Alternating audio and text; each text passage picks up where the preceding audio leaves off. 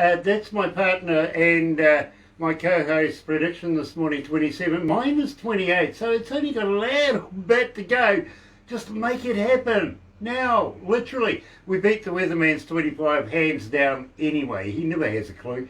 It's Friday, December the 11th. You're right here at Galaxy. Now, let me do this.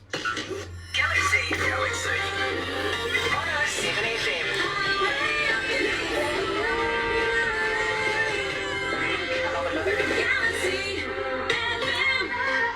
That's right, you're right here at Galaxy 107 FM, and for you guys that are joining us this morning live on Facebook, God, thank you for coming back. Thank you for joining us again.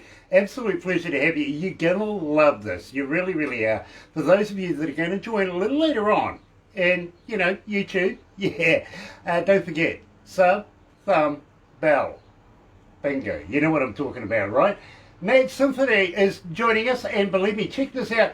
I absolutely love this band. Here's Reality Check. Warning. The following video is what can happen when 6 musicians self-isolate during a global virus outbreak. No viruses were spread during the making of this video. This is their story. Here's a story. I love that. I really, really do. So, absolute pleasure to have you with us. Believe me, when we first started playing your music, Ted, literally, we didn't say anything to anybody. We just played it. And Nice. we literally had an inundation of emails come through. I mean, poor Sarah at receptionist kind of goes, what's going on here? You know what I mean? Because she was getting so many emails wanting to know more about the band, the music, who it was, everything like that. So then we entered you into the system, and the system just keeps playing you for some reason. So it's a great concept. I like it. I really do. That's what music's about. So Exactly. Did you come through our information on the website? Email? well, I think what it was is somebody turned me on to you guys. I do another. I'll give you a bit of background on myself. For the past pretty close to 20 years, I've been with another band that we got a fair amount of airplay down in Australia and a little bit, I think, maybe in New Zealand too. But it was a band called the Blue Voodoo. We're a blues band. Okay. So we did that with my other partner, Rick Delgarno. We still are doing it, but basically what happened is somebody turned me on to you guys. A friend of mine that I think you're playing him, Sean Meehan from True Mafia. Oh, yeah. Yeah. Anyways, he kind of told me about you guys and just said, hey, you should maybe send a song down there, just see what they think, and so that's kind of what I did. Nice. Well, That's the short answer. Yeah. well, you know, Ted, welcome along. It is an absolute pleasure. Now, I've got to be honest with you. It's not easy getting an interview with us here. We get about 30 to 50 bands a day wanting to do the interviews and stuff like that. And of course, if you keep it in mind that we only have a certain amount of time in a week to be able to get these done, we only choose the best of the best. Can you understand? Oh, good. Thanks. So, well, I'm honored. well, I congratulate you, I do. It also goes through a board. They have a number of things in mind, but primarily they're interested in our reputation, you know what I mean? We've got to keep everything intact. So, again, they only approve the best. Then it comes to me. I have no idea. Literally, when I get it, it comes to me on a little USB kind of device that I actually Bluetooth to a stereo in my car. I'll tell you why in my car is A, nobody else can influence me on whether or not I want to do the interview. You know what I mean? Right. The other reason, Ted, is quite simple. Nobody else wants to drive with me. It's true. It's true, isn't it? It really.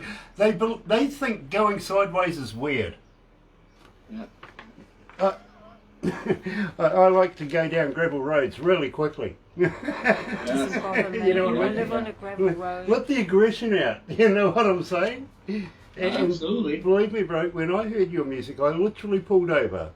And I get no information, just the music. I don't get the band, I don't get a title, nothing, just the music. And I pulled it over, set it back on the start again, cracked a cold one, has sat there and really, really enjoyed your music. So I've been looking forward to doing this interview with you.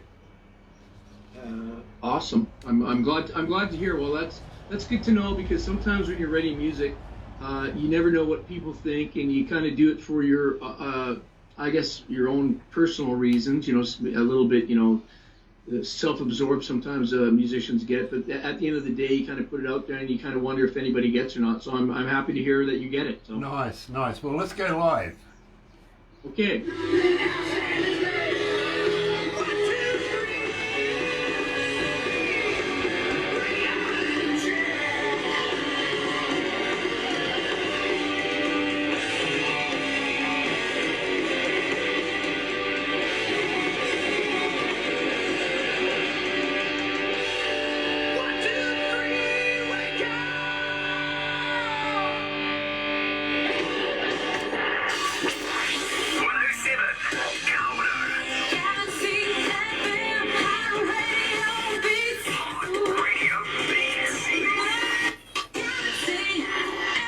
That's right, you're right here at Galaxy 107fm. I can't help it. I'm a rocker. I am. You know, I love this stuff. I really, really do. Been many years, of course, for The Rock in New Zealand, and love working for them as well. So believe me, when a band like this comes around, and it, to me, not often enough, I absolutely absorb it. I really, really do. And I love this work. Reality Check, joined today by Ted Tossoff. 1S, not to, comes from a long line of distinguished Tossoffs, right? Okay, Ted's joining us live, coming out of British Columbia in Canada. And Ted, it is an absolute pleasure to have you here at Galaxy. Welcome along. Well, it goes both ways. Thank you very much. Well, I got to be honest with you, when I was explaining how the process is to be able to get an interview here, if you know what I mean. And I didn't lie when I said I love this kind of music. I'm a rocker from way back, and believe me, my resume goes, actually there's one band here on your bio that I've worked with very closely. In fact, the drummer lives about an hour away from where we are right now. Who's that? Philip Rudd. Oh, nice. Yeah, from AC/DC. Right. I've worked with them for years, literally for years, here in New Zealand. I haven't gone world tour with them, but over here in New Zealand, I seem to be the one that they seem to call all the time, including not so long ago. They're going to be doing another tour, something out of the bag.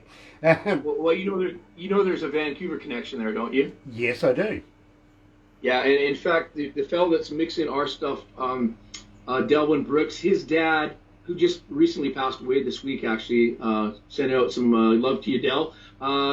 His dad owned Little Mountain, where AC/DC did a lot of their stuff here with an engineer who happens to be Del's cousin, which is Mike Fraser. So there's a little bit of trivia for you. Nice. Well, I tell you what, next time I run into Dave Evans, for instance, the very first lead singer of AC/DC, I'll give him a poke in the eye for you. How's that? Okay, excellent. That's nice. Believe me, he'd appreciate it. He's that kind of guy, he is. By the way, he's out with the Bad Boy at the moment, isn't he? He's touring with him. Yeah, he's in the Spanish. He's in Spain now. Yeah, he went to Mexico not so long ago, didn't he? Mm-hmm, absolutely love his lifestyle. I really do. In the meantime, my friend, now the 6 members of your band, and yes, you guys have got quite a history here. I've been looking at your past bands and everything. Believe me, Sweeney Todd, for instance, for Mike, wow, absolutely wow. That's a band in its own right. And I don't have time to go through all of this. I really don't. But yep. I see a number of maybe what I would consider your influences, being AC/DC, The Who, and Led Zeppelin, for instance. Which now comes to basically your shaping of the band that you have today, doesn't it? Yeah, it does, and we didn't want to drop a bunch of names, but there's a lot of sort of what we're calling our music is new classic rock is what we're calling it. Absolutely. We're trying to bring back a little bit of more of sort of the pomp and circumstance, perhaps, of what made rock and roll great, with loud guitars and some screaming anthems and just sort of bombastic things happening, drum rolls and just having some fun with music. Absolutely, I get it, and you've got the hair for it too. I love that. Yeah. Too many of these old-time rockers with short hair. Come on. That's right. What went wrong there? Literally. But, we kicked off the show with Reality Check. Now, Ted, tell me about this. How did you come to the lyrics of that? Well, that song was inspired. I'll give you a really quick rundown on sort of the genesis of the band. The drummer, Wes, and Dave and myself were in another band, and we got together probably 2016, and that band kind of disintegrated that we're in, but the three of us decided to start writing. So we had all these riffs and song ideas, and that was one of the song ideas that was sitting there. And I sat there from a lyrical point of view. I started writing just about just things that have happened in sort of rock and roll and just in life in general, and it kind of just hit me about the lyrics escaped me for the life of me just because I'm in another space of mixing here. But basically, the idea is all the stuff that happens, you got to go and sometimes kind of look in the mirror and give yourself a reality check. That's the essence of the song. You can make up whatever you want to have in there. It's quite a lyrical mouthful in the song. But there's just things about people that can sometimes try to fool you in life, and like I said, basically having a look in the mirror and go, yeah, there's a lot of smoke and mirrors.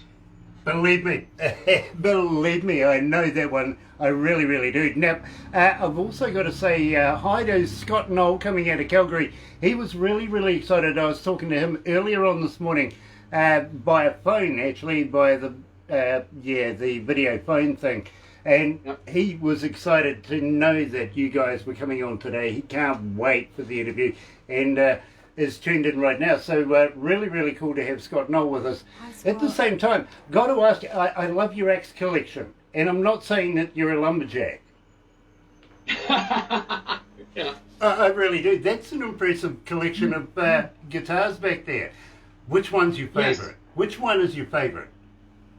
Well, I don't know if you can see them here, but I'll give you the sort of look all around here. There's a bunch of them in my studio here, but whatever song is inspired by my guitar, that's the song I like, or that's the guitar I like for the song. I like them all. They're all like children. Yeah, believe me, I understand that. I really, really do. Now, at the same time, got a fan question for you, Ted. Sure. As a fan, how do we get hold of you? Are you on Facebook? Are you on Twitter? Are you on Instagram? But more importantly, Ted, Mad Symphony, do you respond? Yes, we are on all those things. We're on. If you look for Mad Symphony on Instagram, on Twitter, on Facebook, and then of course the best one is www.madsymphony.ca. Brilliant. Now, on that, do you have a merch store? Sorry, a merch store? No, we don't have a merch store, but I'll tell you what we do. We do have only because when this pandemic hit, we were right in when March hit, we just got a whole load of T-shirts that we were getting ready to do a show at around the Vancouver area, and of course that we got wiped out in a matter of a couple weeks. So our illustrious lead singer has all our merch, and I can send you some information, or you could look up on Facebook. You could look if you wanted to get a hold of us. We do have some T-shirts for sale at the moment. Nice. Well, tell you what, actually, I'm going to talk you into sending me one so that I can actually, while I'm doing interviews, and believe me, I'll give you some numbers later on at how many people are watching doing the interviews and how many people are on the radio. And believe me, we are a global radio station, so keep that in mind. It's impressive. Yep. But they do look. And believe me, I'm very, very happy to be able to promote artists. While I'm doing interviews with other artists, they go and have a look at who I'm wearing, and before you know it, you've got another 5,000 Facebook fans. I'm sorry about that. You'll be there all day. Literally. Yeah. Well, I tell you what, you give me your size, I'll get in touch with Kevin, and all the information after we're done. Like, just send it on a Facebook message, and all the information we'll get one to you. I'll get Barbara to take care of it. Now, if you want, now I would really, really love you to be able to consider this, because we would love to do it. Is maybe if you want to throw in, say, a handful of CDs, we would love to be able to do a giveaway, keeping your name rolling here at Galaxy. What do you reckon? Sure. Soon as we've decided whether it's going to be us doing it or whether it's going to be a record company, I'll make sure you guys get some. Awesome, absolutely. Awesome, because it's all about the promotions. It's all about keeping Mad Symphony in the ears of our listeners. You know what I mean? And keeping your name rolling here. Believe me, that way generates sales, everything like that. It really, really does. Absolutely. Having said that, are you familiar with the Galaxy page on Facebook? I'm not super familiar, only because I got to be quite honest. Most of my time, when I get up in the morning for most of this pandemic, has been coming down here, either doing housework or working in the studio here. So I don't have, but I will be checking it out, especially after this interview is done. Well, I tell you what, do that, because it's there for the artists, it's there for the music, it's there for the promotions, if you know what I mean. If you've got something on, put it on there. It's free of charge. We're not charging anybody. It's there to assist artists from all around the world. It is. If you've got a show coming up, put that on there. Let us know about it, because believe me, people go and look. Not only just fans, but promoters go and have a look. Agents go and have a look. Record label, you name it, they are all there checking out what we do. Utilise it for your best interest. Please, please go and, I can't stress it enough, go and have a look, then become a member. You literally get in touch with Barbara, say you want to submit something, she will make sure that it gets up there, and people then will be taking notice. Now you're going to have another 5,000 Instagram fans, and I feel sorry for you there as well. But you know, it happens, right? Yeah, well, that's the whole idea, is getting the word out. I mean, unfortunately, the good thing I'm really happy about is the fact that we're able to do this interview. The bad thing is, since we don't have any product out at this moment, I guess it makes people, if they are interested in listening to, at least we do have I'll try to get you the information for, I think I sent it to you guys, but we do have one of the songs on SoundCloud that people can go up there and stream as much as they want. Exactly. Now, there is... when you get your merch store up there, believe me, and get some merch on there, you know, koozies, t-shirts, you name it, CDs, whatever, vinyl, whatever, believe me, I reckon you'll be yelling, hey, hold on, stop, take it down, because we're sold out. So tell me about Sell Me Out. Well, Sell Me Out, that was written about, I guess a lot of people get a different kind of take on it, but basically that was written about a person that was really good friends with myself and my wife for the longest time, and then a death occurred in the family. It was family related, and you know how some people lead you down the path of being your friend, and then soon as money and other circumstances enter the picture, they kind of flee the other way, and you feel like you were sold out. And so that's what that song is about. But it also relates to being sold out in the music business sometimes too. So there's a double entendre there. I get that, I really do. In fact, I had a friend going through this not so long ago. I said, you know, bro, a friend in need is a friend indeed, right? Yeah, yes. It really is. Mad Symphony, joined by Ted Tossoff, here is Sell Me Out.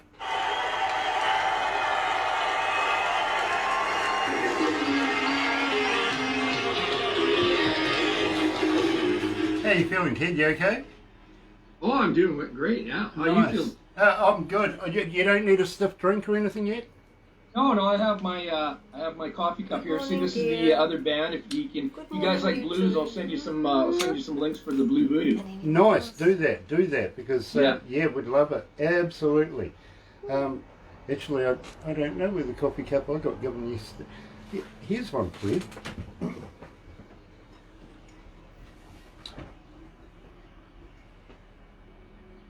Nice. Oh yeah, nice. Now, Jorg, J-O-R-G, Jorg, is from Germany, and we were in a magazine in England, and he's had something to do with the people who were in that magazine, if you know what I mean, and got in touch with us. then we were in another magazine in India, about 8 million people in the region where this magazine goes. And so I introduced him to those guys, if you know what I mean.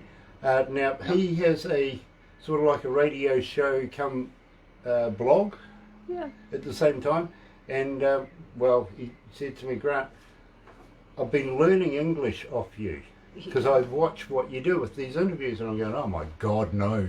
Oh, no, please, don't lay that one on me, bro. You know what I mean? He goes, no. Well, you're an English teacher now. That's good. Apparently, you know, unbeknownst to me, I am. So now he's invited me to co-host his show, the next one that we're doing. So, you know, he sent me a couple of T-shirts and a couple of coffee cups and bits and pieces. Nice. Yeah, even I think in here, which I think is really funky actually. It's one of his kind of pin things. Yeah, but it's actually a bottle opener. Oh, it's genius. We have screw tops for those beers. Yeah, exactly. Most of ours are screw top.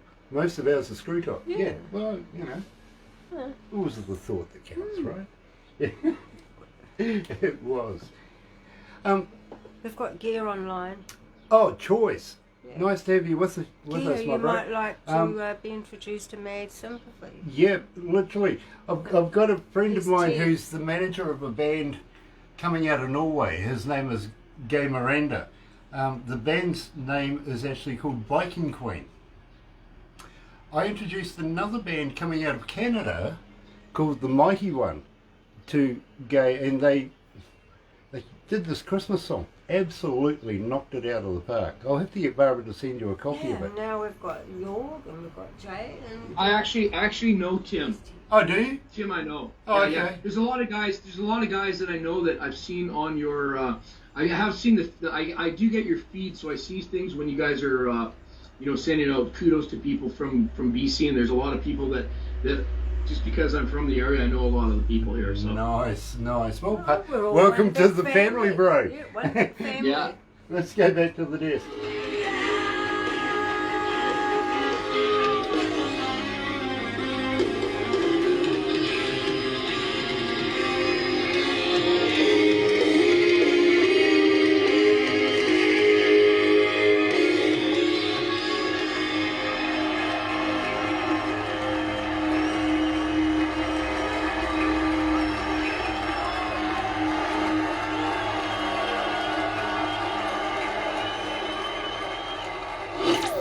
Galaxy.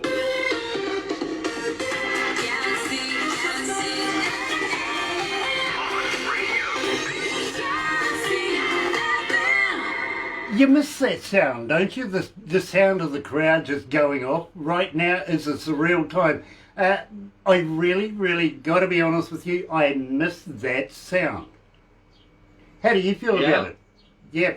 Well, when you're mentioning stuff, as I was listening to the end of the song, I was one of those. The other thing I didn't mention about that song is one of the big influences in that one for us was the Who. If you notice, if you hear some of the changes and some of the drum fills and the screams that Kev, our singer, does, the adultery like things. And then on the end there, we just I forgot to mention too. Those two songs that you got there, for anybody that's interested, that's on YouTube.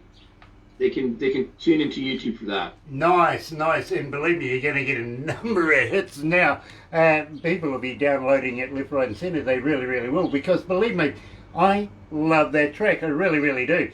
But having said that, it is surreal times right now. And, a lot of bands say to me, right now, all we're doing basically, Grant, is we're writing, we're recording, we're not performing, we're not doing this, we're not doing that.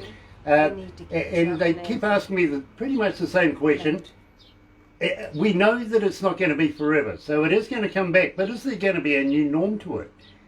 Now, usually I say, hey, listen, if you look at history, you've got to go back to go forward, right? And right. Yes, there's going to be a new norm, but it's going to be based on the old norm. You're going to get back. We're going to have concerts again. But in the meantime, we've just got to adapt. We've got to roll our sleeves up and make the best of what we got. Problem is, and a number of venues and places around the world these days are putting in all these LED screens and getting people in on the interwebby thing, much like what we're doing right now, if you know what I mean. And you, I use a wrestling company, for instance. They primarily do that, and I've heard that maybe even in Japan for the Olympics it's going to be like that. You never know. But my argument for that is, it's not a concert. It doesn't feel, you're not getting dressed up, you're not going out, you're not mixing and mingling with other people. You need that body contact, you need that excitement, you need the electric of the show. And if you're doing it on the internet, it isn't the same. What do you feel about that, Ted? Well, that's one reason why we haven't really done anything with it. We've kind of talked amongst the band, and then for myself, since March, I mean, my mainstay for me, lucky here in Canada, our government's done a pretty good job of trying to keep when they shut down a lot of the venues for us. I mean, there's basically hardly anything going because just the way that this pandemic's going. But for me personally, in amongst trying to do all this original music, for me, my mainstay was 2 to 3 to 4 days a week. I was working every week since I've been 17. Pretty much, I've been a full-time musician, and this is the first time in, I don't know, I'm going to say close to 40 years. It has to be that I have not worked at all, and you know, just I've had people ask me if I want to do sort of one-off shows behind plexiglass, and I said no, because what I've seen, it looks like everyone's looking at you in a fishbowl, and people have asked us to do some stuff online, and anytime I've seen it, just doesn't turn me on. I'd rather watch a video or listen to a song. Absolutely. That's my take on it. Absolutely, and to be quite honest with you, for me, 2020, anus horribilis. Think about it, anus horribilis. It really has been a pain in the bum. It really has. I've hated it, every bit of it. Sorry to use Latin, but well, you know, happens. But 2021 has also is on the way. But 2020 has also been one of these years where you could get creative. And as I say, a number of bands are forever saying to me, "We're writing, we're recording." I love that. I really, really do. And I've got to be honest with you, without artists much like Ted and his band Mad Symphony and a number of other bands that we know from around the world, believe me, I wouldn't have a job. We need you to keep writing and recording, if you know what I mean. And I'm going to ask you very, very quickly. I know there's new work in the way. Will you bring it to us? Will you come back again? Will you have another interview with us? When all these songs are finished, whether it ends up being an EP or an album, either way, you guys will be one of the first that you know. Oh dear, he's frozen up. Teddy, ooh, dear, oh dear, oh dear, it's frozen up right now. Maybe it was the hard question. Dear. There we go. And everyone else. What should we do? Shall I Donnie. just... Oh, we've got Nate. I'll tell you what, I'll play the song and we'll try and get Ted back very, very quickly. Mad Symphony, and do it all over again. The number one requested song right here in Galaxy. In a minute.